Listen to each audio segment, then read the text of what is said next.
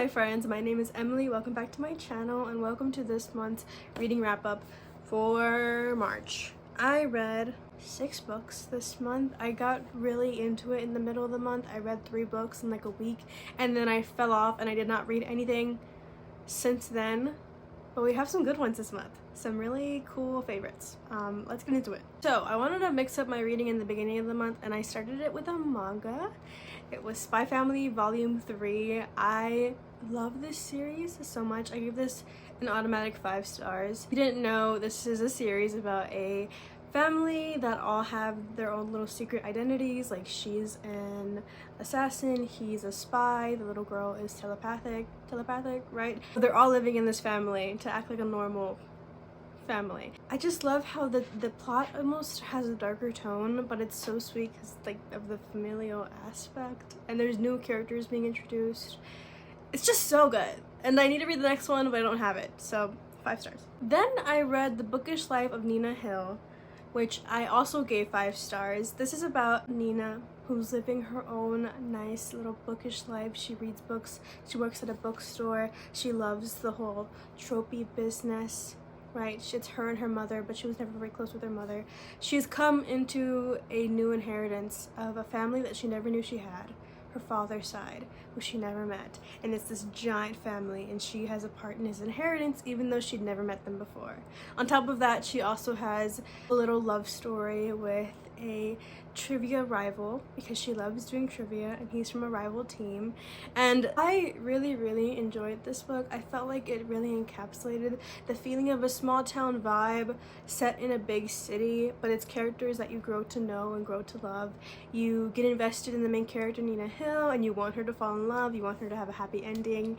And so 5 stars because it was just so cute and so cozy. Lived up to everything that everybody told me it was going to be and how it was going to feel, so yes. Then I moved on to read Dreamfall, which I gave 3.5 stars. This is a young adult sci-fi. It has to do with experimenting with dreams and teenagers who have insomnia and other illnesses having to do with losing sleep deprivation, stuff like that, and they get stuck basically in this experiment that goes wrong, and they're living out their nightmares one kid at a time. They don't know how they got there, they don't know what they're supposed to do to get through all these things, but they're forced to live out these very scary scenarios, and nobody knows whose nightmare is whose. I did give it 3 stars, but I bumped it up to 0.5 because it could be 4. There was just some things lacking, but I feel like for what it came to do, it did it well. It was scary in some aspects. Some of the nightmares were pretty scary depending on what you think is scary. Definitely nightmare fuel, I think, for a younger audience. It was good, it was short, and I kind of saw a spoiler because it's a duology, so there's a second one. I wasn't sure if I was gonna read it, but I saw a spoiler and now I kind of want to read it. And it didn't end in the way that I expected it to, and that was actually a very good thing. So 3.5 stars. Read it if it intrigues you because it was pretty good. Next, my 4th read of March was Book Lovers by Emily Henry. This is a beloved book, a beloved author, and I gave it 4 stars because it was everything. It was everything I wanted. It honestly surprised me because I have read People We Meet on Vacation also, which those are the only 2 books I've read from Emily Henry so far.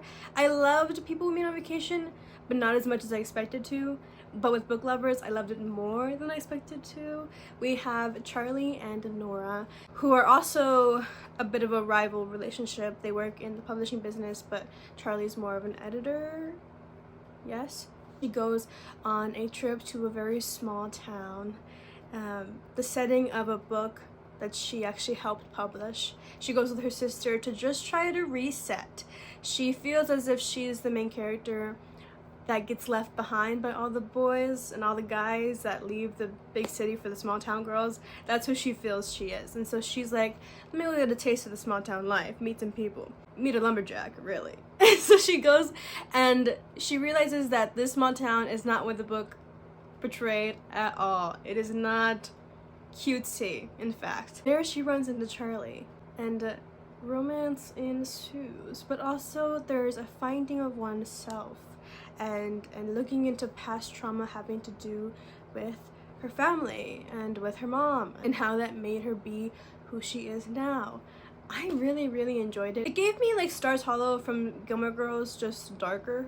I loved the whole writing aspect of it because it's like you're a reader reading about books, or reading about somebody who also is invested in the process of putting out books into the world.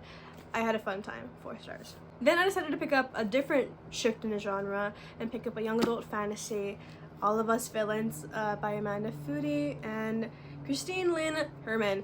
This was very, very high on my TBR. Very anticipated. I was almost scared to pick it up. This is marketed as a Hunger Games, but with magic, basically. And it really was that. This had me hooked. It took me like a day or two to finish this. I gave it 5 stars. Did I say that already? It was so good. It had me hooked. The plot was just so fast. And it gets you in the mood of the world and like the darkness and like just the tone of everything. The atmosphere is so strong, and I really enjoy the cast of characters because they're also morally gray in the way that Vicious by V.E. Schwab is. So if you like that book, I think you'll also like this one. This is about a tournament that happens with every new generation. The blood moon rises, and these children that are picked from these top magical families are put in this tournament to fight to the death, basically. And they all have different levels of power with magic, different levels of strength. I thought that it was really cool. There's also a layer of like drama and gossip because it has a lot to do with the news, that the outer world, like our part of the world, just found out about this tournament, so it's like all over the news and people are coming and are watching it and filming it and stuff. There's plot twists, there's betrayals, there's like almost an angsty enemies to lovers, but will they, won't they? I liked it a lot. I will be reading the second one hopefully soon. Hopefully soon. We've reached the end of this video because I have one more book to talk about. Mind you, these last 3 books I did a reading vlog on. I'll put a link up here somewhere if you want to go watch that, because I talk about them a little bit more in depth as I'm reading them. I picked up Daisy Jones and the Six, which I read, or I listened to a little bit of the beginning of it, most of the beginning of it on audiobook form. So I had those character voices already in my head, which was good because I think that it portrays them so well. I gave this 5 stars because I did not want to put it down. Like when people say that they get invested in this fictional band, you get so invested and you forget that it's fake because they just feel so real. And because they're so real, they make so many mistakes and they go through so many things, and then you know already how it's gonna end, but at the same time you don't, because there is a plot twist that happened at the end and it made me so sad. It made me want to cry. I think I did cry, in fact.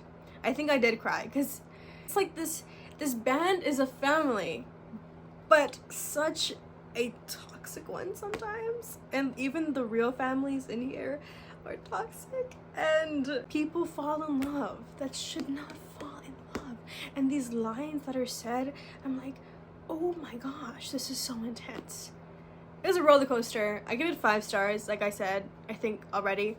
Taylor Jenkins Reid just is amazing at writing these types of like contemporary lit books. It's so floppy, look at it. It's so small.